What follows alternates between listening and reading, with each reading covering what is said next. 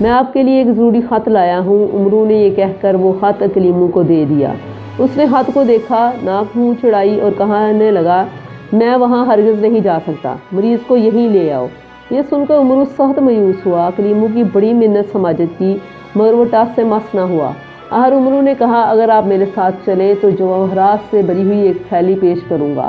یہ سننا تھا کہ طبیب اکلیمو غصے سے لال پیلا ہو گیا۔ اپنے نوکروں کو آواز دے کر بلایا اور کہا، اس شخص کی اچھی طرح مرمت کرو، یہ ہمیں دولت کا لالچ دیتا ہے۔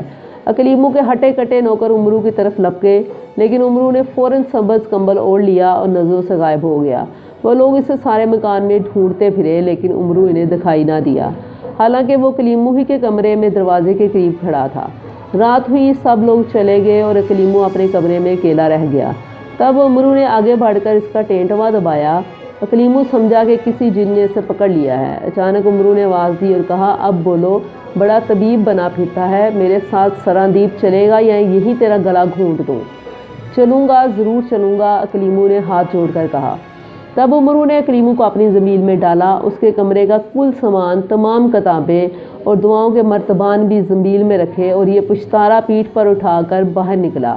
دریا پر آ کر کشتی میں بیٹھا، دوسرے کنارے پر آیا اور سورج نکلنے سے پہلے پہلے اس درخت کے پاس پہنچ گیا جہاں داراب کو باندھ گیا تھا۔ دیکھا کہ وہ اسی طرح بندھا ہوا ہے۔ اسے ہوش میں لایا۔ داراب نے عمرو کو دیکھتے ہی کہا، تم عجیب آدمی ہو، ابھی تک یہیں کھڑے ہو، جزیرہ ناردن جانے کا ارادہ نہیں؟ ارے میاں، میں تو وہاں جا کر طبیب اکلیمو کو لے بھی آیا، عمرو نے جواب دیا اور زنبیل میں ہاتھ ڈال کر اکلیمو کو باہر نکالا۔ یہ دیکھ کر داراب کے ہوش اڑ گئے۔ عمرو کے قدموں پر گر پڑا، التجا کی کہ آپ میرے استاد ہیں، میں شاگرد، یہ فن مجھے بھی سکھا دیجیے۔ عمرو نے اسے دلاسا دیا کہ گھبراؤ نہیں، وقت آنے پر سب کچھ سیکھ جاؤ گے، اب ہمیں جلد سے جلد امیر حمزہ کے پاس جانا چاہیے۔ عمرو نے داراب کو بھی زنبیل میں ڈالا اور ہوا کے گھوڑے پر سوار ہو کر اپنے لشکر کی جانب چلا۔ مہر نگار کی شادی۔ عمرو نے اپنے خیمے میں پہنچ کر زنبیل سے اکلیمو کو نکالا اور تمام کتابوں، دعاؤں کے مرتبان اسی طرح سجا دیے جس طرح اکلیمو کے مکان میں سجے ہوئے تھے۔ اس کے بعد اس نے روئی کی بتی بنا کر اکلیمو کی ناک میں ڈالی۔ چند لمحے بعد وہ چھینک مار کر اٹھ بیٹھا۔ عمرو اس کے سامنے ہاتھ باندھ کر کھڑا ہوا اور کہنے لگا، جناب، اب میرے ساتھ تشریف لے چلیے، مریض کی حالت بہت خراب ہے۔ اکلیمو نے عمرو کی صورت دیکھی اور غضبناک ہو کر اپنے نوکروں کو آواز دی، ارے کوئی نکالو اس بدماش کو یہاں سے۔ مگر وہاں کوئی نوکر ہوتا تو اس کی آواز سنتا۔ دیر تک چیخنے کے بعد اس کو کچھ شک ہوا اور پھر غور سے اپنے ارد گرد کو دیکھا تو سمجھ گیا کہ یہ اس کا مکان نہیں ہے۔ اس نے شرمندہ ہو کر عمرو سے کہا، مجھے مریض کے پاس لے چلو۔ عمرو اکلیمو کو امیر حمزہ کے محل میں خیمے میں لے گیا۔ اس نے جو ہی امیر حمزہ کو دیکھا بے اختیار رونے لگا اور کہا، اے عمرو، حمزہ کا علاج دنیا میں کسی کے پاس نہیں۔ ہاں، شہنشاہ نوشیروان کے خاندان میں کئی سو برس سے ایک پتھر چلا آتا ہے، اسے شاہ مہرہ کہتے ہیں، اگر کسی طرح یہ پتھر مجھے لا دے تو حمزہ کے اچھا ہونے کی امید ہے۔ یہ سن کر عمرو سخت پریشان ہوا، رومال سے آنسو پوچھتا ہوا باہر نکلا۔ وہاں مقبل وفادار کھڑا تھا۔ وہ عمرو سے کہنے لگا، اکلیمو کیا کہتا ہے؟ کیا بتاؤں بھائی مقبل، اتنی مصیبت سے اس طبیب کو جزیرہ ناردن سے لایا، لیکن وہ کہتا ہے کہ جب تک مدائن سے شاہ مہرہ نہ آئے گا زہر نہ اترے گا۔ اب میں مدائن کو جاتا ہوں، دعا کرو کہ وہ مہرہ مل جائے۔ جاؤ، خدا حافظ، لیکن ٹھہرو، مدائن شہر کے دروازے پر ایک بڑھیا رہتی ہے، اسے میرا سلام کہہ دینا، مقبل نے کہا۔ یہ سن کر عمرو کے تن بدن میں آگ لگ گئی۔ قریب آ کر 3 تمانچے مقبل کے منہ پر مارے اور کہا، یہاں جان پر بنی ہے اور تجھے مذاق سوجھ رہا ہے۔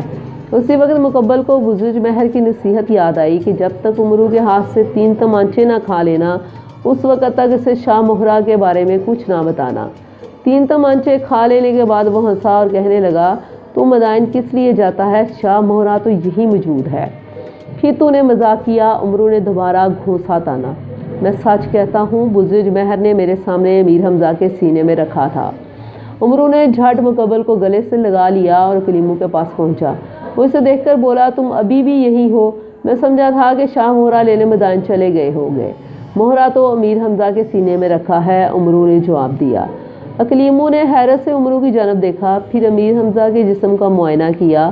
دیکھا کہ سارا بدن کالا پڑ چکا ہے، لیکن سینے کا وہ حصہ جس میں شاہ مہرہ چھپایا گیا تھا اپنی اصلی رنگت پر ہے۔ کلیموں نے خاص دعا نکال کر امیر حمزہ کے سینے پر ملی، پھر نشتر سے سینہ چیر کر شاہ مہرہ نکالا۔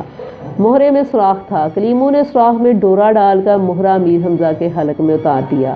اس کے بعد کئی من دودھ منگا کر ایک بڑے سے کڑاہوں میں بھروایا اور امیر حمزہ کے حلق سے مہرہ نکال کر اس دودھ میں ڈالا۔ دیکھتے دیکھتے دودھ برف کی مانند جم گیا۔ پھر اور دودھ منگوایا گیا۔ کلیموں نے اسی طرح مہرہ امیر حمزہ کے حلق میں ڈال کر نکالا اور دودھ میں پھینکا۔ دودھ پھر جم گیا۔ غرض 7 مرتبہ ایسا ہی کیا اور دودھ ہر مرتبہ جم گیا۔ 8ویں مرتبہ دودھ نہیں جما۔ تب امیر حمزہ کو چھینک آئی اور انہوں نے آنکھیں کھول دیں۔ کلیموں نے بہت سے لحاف اور رضائیاں ان کے اوپر ڈال دیں تاکہ خوب پسینہ آئے۔ چند لمحے بعد امیر حمزہ کے روئے سے پسینہ پھوٹ نکلا اور اس قدر بہا کہ تمام لحاف اور رضائیاں اس میں تر ہو گئیں۔ اب امیر حمزہ نے ایک شخص کو غور سے دیکھا۔ آخر میں کلیموں پر نظر پڑی۔ حیرت سے پوچھنے لگے، یہ شخص کون ہے؟ اس کا نام اکلیموں ہے، جزیرہ ناردن کا مشہور طبیب ہے۔ آپ کی طبیعت کچھ خراب ہو گئی تھی، اس لیے علاج کے لیے آیا ہے، امرو نے جواب دیا۔ لندھور کہاں ہے؟ امیر حمزہ نے امرو سے کہا۔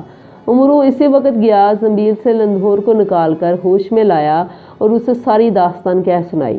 آخر میں التجا کی کہ امیر حمزہ کو اس واقعے سے آگاہ نہ کیا جائے۔ لندھور امرو کی اس ہوشیاری اور چالاکی پر حیران رہ گیا اور کہا، آفرین ہے تمہاری اس وفاداری پر۔ لندھور لباس بدل کر امیر حمزہ کے پاس گیا اور باتیں کرنے لگا۔ اتنے میں شاہپال ہندی کے دونوں بیٹے سامنے آ گئے۔ امرو نے انہیں امیر حمزہ کے سامنے پیش کیا اور بتایا، رستم پہلوان ایک لشکر لے کر آیا ہے اور شاہپال ہندی کے ساتھ مل کر جنگ کی تیاریاں کر رہا ہے۔ یہ سنتے ہی لندھور کو جلال آ گیا، بادل کی طرح گرج کر اٹھا اور کہنے لگا، میں بھی جا کر ان دونوں نابکاروں کو گرز سے ہلاک کرتا ہوں۔ امیر حمزہ نے اسے روکنے کی بڑی کوشش کی، لیکن لندھور کسی طرح نہ مانا۔ شاہپال ہندی کے بیٹے صابر اور صبور بھی اس کے ساتھ تھے۔ امیر حمزہ نے امرو اور مقبل وفادار کو ان کے ساتھ جانے کا حکم دیا۔ لندھور اپنی فوج لے کر اس قلعے کی طرف چلا جس میں شاہپال اور گستم پہلوان موجود تھے۔ انہوں نے جب لندھور کو آتے ہوئے دیکھا تو اپنی فوج لے کر لڑنے کے لیے نکلے۔ بڑی زبردست جنگ ہوئی جس میں شاہپال لندھور کے ہاتھوں مارا گیا۔ اتنے میں امرو نے گستم پہلوان کو للکارا اور کہا، اگر کچھ دن اور جینا چاہتا ہے تو یہاں سے بھاگ جا، ورنہ لندھور تجھے جیتا نہ چھوڑے گا۔ گستم نے قہقہہ لگا کر جواب دیا، یہ ڈراوا کسی اور کو دینا، میں نے حمزہ کو زہر دے کر مروا دیا ہے، لندھور کی میرے سامنے کیا حقیقت ہے؟ اب امرو نے قہقہہ لگایا اور کہا، حمزہ کو کون مار سکتا ہے، اس پر تجھ جیسے 1000 آدمی قربان۔ یہ سن کر گستم کے پسینے چھوٹ گئے، لیکن دل کو سنبھال کر بولا، مجھے تیری بات پر یقین نہیں آتا۔ بہت دن ہوئے میرے اور حمزہ کے درمیان رات کی ایک بات ہوئی تھی جس کی ہم دونوں کے سوا کسی اور کو خبر نہیں۔ اگر حمزہ زندہ سلامت ہے تو اس سے جا کر پوچھو کہ وہ راز کیا ہے۔ اگر تو تم نے بتا دیا تو میں سمجھوں گا کہ واقعی حمزہ زندہ ہے۔ امرو اس وقت امیر حمزہ کے پاس پہنچا اور ناراض ہو کر کہنے لگا، کیوں جناب، یہ کیا ماجرا ہے؟ ہم آپ کے دوست ہیں، یہ گستم پہلوان، اور ایسا کون سا راز ہے جو آپ نے اب تک ہم سے چھپائے رکھا ہے؟ امرو کی یہ بات سن کر امیر حمزہ خوب ہنسے اور بولے، وہ راز یہ ہے کہ جب گستم پہلوان عیاری سے کام لے کر چین کے بادشاہ بہرام کو گرفتار کر کے نوشیروان کے پاس لایا تھا تو اس روز اس کے استقبال کو میں بھی گیا تھا۔ ادوبختک نے میرے خلاف گستم کے کان پہلے ہی بھر دیے تھے۔ گستم نے مجھ سے گلے ملتے ہوئے خوب زور لگایا تاکہ میری پسلیاں توڑ دے، مگر کامیاب نہ ہوا۔ آخر میں نے اسے لپٹا کر خوب زور لگایا تو اس کی چیخ نکل گئی۔ تب اس نے مجھ سے کہا کہ اس کا ذکر کسی سے نہ کرنا ورنہ میری بدنامی ہوگی۔ یہی ہے وہ راز جو میرے اور گستم کے درمیان چلا آتا ہے۔ امرو نے جب گستم کو یہ بات بتائی تو خوف سے اس کے ہاتھ پیر پھول گئے۔ وہ اپنے لاؤ لشکر کو لے کر میدان سے 9-2-11 ہو گیا اور سیدھا سندھ کے صحرا میں جا کر دم لیا۔ امیر حمزہ نے اب مدائن جانے کا ارادہ کیا۔ لندھور بھی ان کے ساتھ جانے کے لیے تیار ہوا۔ اس نے اپنے چھوٹے بھائی چینی پور کو سلطنت کی باغ ڈور سونپی اور امیر حمزہ نے شاہپال ہندی کے بیٹے صابر اور صبور کو ان کے باپ کی گدی پر بٹھایا۔ طبیب کلیموں کو امیر حمزہ سے کچھ ایسی محبت ہوئی کہ اس نے اپنے وطن جزیرہ ناردن جانے سے انکار کر دیا اور کہا کہ میں ہمیشہ امیر کے ساتھ رہوں گا۔ ہر ایک روز ہی عظیم الشان قافلہ خشکی کے راستے ایران روانہ ہو گیا۔ گستم پہلوان دم دبا کر باغ تو نکلا، لیکن حسد کی آگ ابھی تک اس کے دل میں جل رہی تھی۔ امیر حمزہ کو کسی صورت نیچا دکھانے کے لیے بے چین تھا۔ ہر سوچ کر ایک تدبیر پر عمل کرنے کا ارادہ کیا۔ اس کے لشکر میں 2 آدمی ایسے تھے جن کی شکلیں اور حلیے امیر حمزہ اور رندھور سے ملتے جلتے تھے۔ گستم نے ان دونوں کو ہلاک کر